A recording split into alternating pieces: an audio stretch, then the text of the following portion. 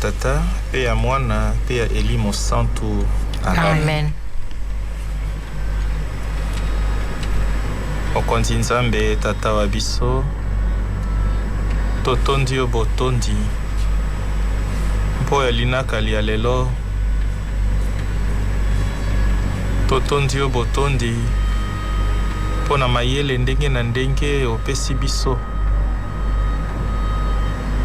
Awa na lisalisi pe lisungi ya Elimo Santo, okambi biso malamu.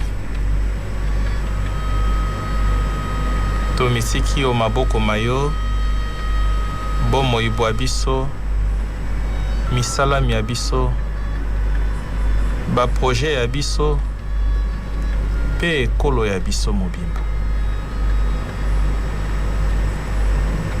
Yo moko batela moko ya biso, bomba ye malamu, na mitambo mia monguna, na mikakatano ndenge na ndenge.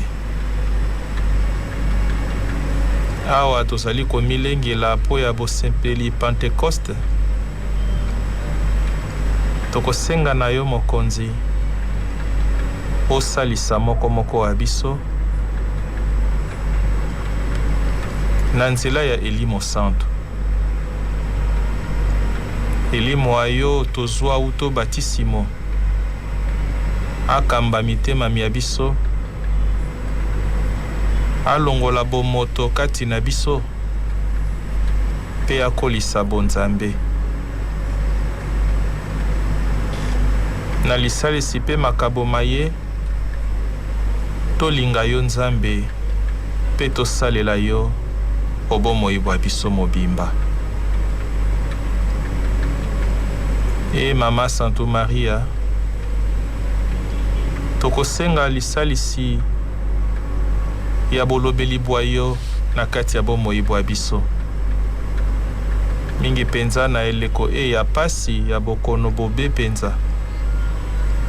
Mama koba kosambela po ya biso, koba kosambela po ya mwana wa yo moko.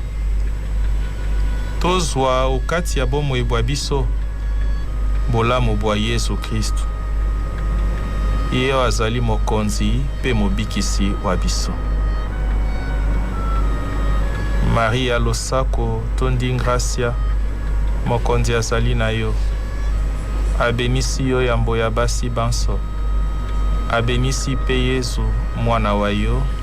Santo Maria, mama wa Nzambe, sambela mpo ya biso basumuki, sikawa pe otango ya liwali ya biso. Amen. Okombo ya Tata, pe ya Mwana, pe ya Elimo Santo. Amen.